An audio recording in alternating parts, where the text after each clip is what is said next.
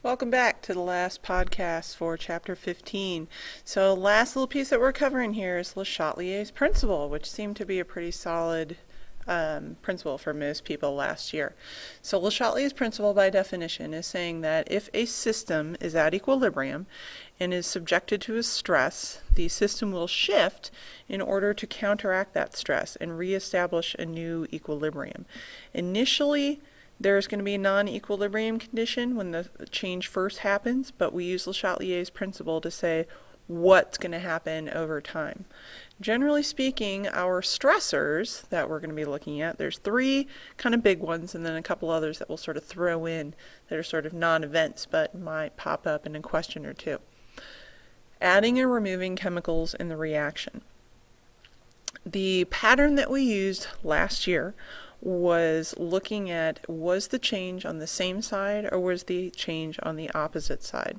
So addition of reactants will produce a shift toward the products, and addition of a product will produce a shift toward the reactants. So what's important this year as you try to explain situations using Le Chatelier's principle is that you just don't leave it as, well, same side does opposite, opposite side does the same, but really looking at why it's happening and what it's happening. So if we increase concentration, it's going to shift away from the species being increased in order to lower the overall concentration. So not only explaining what happens, but then also what's the effect of that shift, and what's the effect of whatever it is that we're looking at. When we take away a reactant, then we kind of see the opposite thing happening. Adding chemicals other than those in the reaction will usually have no effect on the overall equilibrium. So something like an inert gas won't necessarily have any sort of change, but sometimes there is a chemical that will take away something from the reaction. So you have to kind of look and see.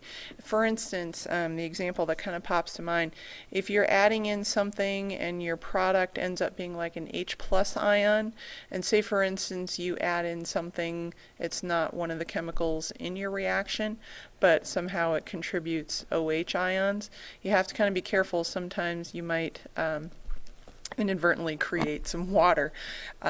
So sometimes we do see where a chemical not involved will change the concentrations, but generally speaking what you're going to come across is something will say it's put in some sort of inert gas, it's put under argon conditions or neon or xenon or something like that, and that's not going to have any sort of effect on our overall equilibrium. The second stressor is temperature shifts. If you increase the temperature or if you decrease the temperature. Changing the temperature, generally speaking, this is going to the one thing that affects the equilibrium constant. So what a system will do when you add heat, the reaction is going to shift away from the side of the equation where the energy is. So it's generally going to favor the endothermic reaction. So you got to look and see, is the reaction endothermic or exothermic? And it'll shift in the direction away from where that energy is going to be. So if it's exothermic, that means it's going to shift to the left. And if it's endothermic, it's going to favor the forward reaction. So you got to be careful about that. Now when I said that this is the one thing that actually changes the value of Kc, changing concentrations, adding species or removing species, that's all it's going to do is force the equilibrium to shift to the left or the right in order to restore the equality of the rates of reaction and maintain the equilibrium constant. But temperature actually changes it. Because of, if you kind of think a little gas laws and kinetic molecular theory, you can use that to sort of help you understand why increasing temperature or decreasing temperature would actually change the values of the Kc, because the increase or decrease of collisions within a molecule. The third stress that we need to look at is pressure. And usually when we talk about changing pressure, that always kind of goes hand in hand with a change of volume.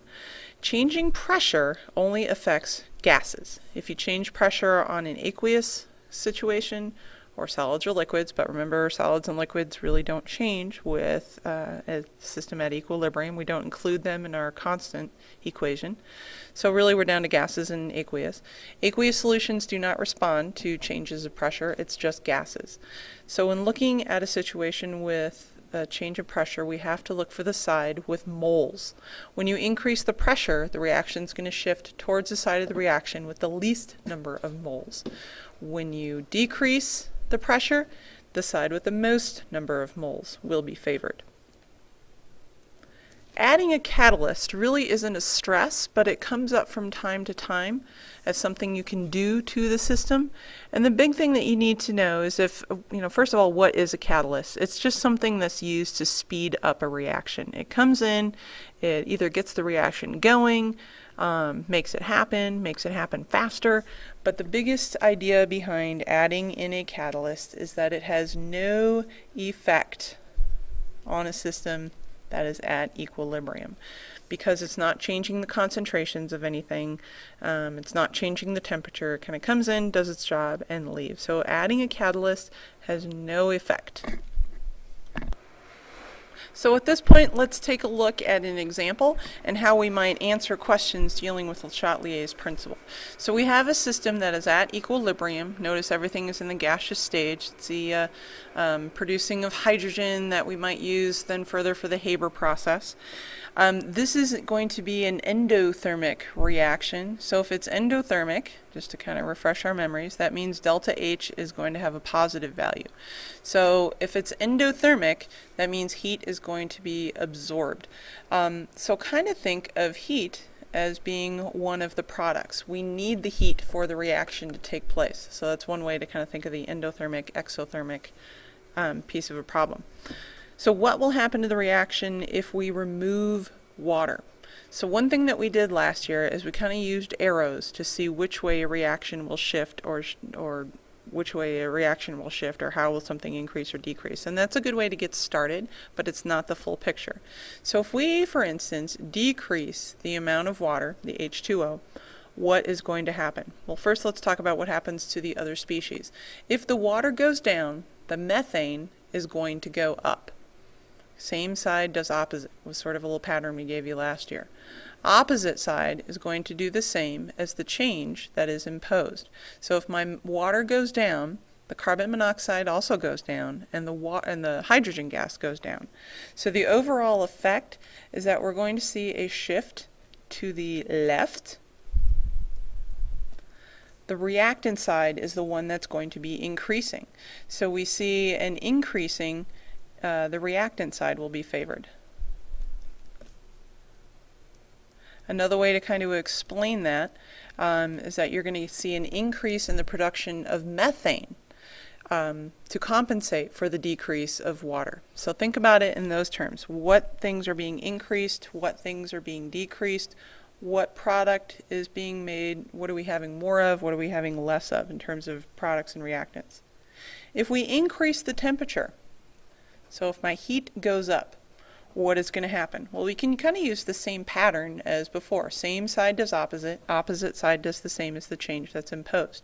If I increase the heat, the product side, these are going to kind of go up. Since this is an endothermic reaction, if I add in heat, it needs heat to begin with, so I add in heat, I'm going to make more products. So this one will shift towards the right. In other words, your products will be favored.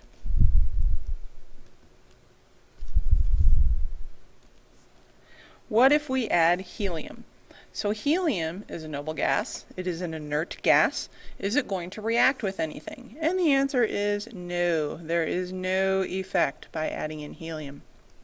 This will pop up. Sometimes both AP and IB throw this situation on there. What if we remove carbon monoxide? So we're taking the concentration of this particular species down. What is going to happen? Same side does opposite. If the carbon monoxide goes down, the hydrogen gas will go up in order to compensate. The water will also go down, and the methane will also go down. So how is this going to play out? We will see a shift to the right. The products will be favored. There will be more hydrogen gas produced in order to compensate for the deletion of one of the other species. The volume of the container is tripled. So when we change the volume of something, that is going to change the pressure. So if we increase the size of the volume, that overall effect means it's going to, I'll get my pen back here, that means it's going to lower the pressure by increasing the volume. Think Boyle's law, what happens? PV equals PV. And if I lower the pressure, now I gotta look to moles. On the reactant side, I've got 1 mole plus 1 mole, so there's a total of 2 moles. On the product side, I've got 1 mole plus 3 moles, so there's a total of 4. Lowering the pressure favors the side with the most moles. So this side, this particular stress, will cause the reaction to shift right. The products will be favored. If you can kind of think about this using the kinetic molecular theory, when we lower the pressure, there's going to be less collisions between the molecules. So the less complicated species will be the ones that are favored in that particular case.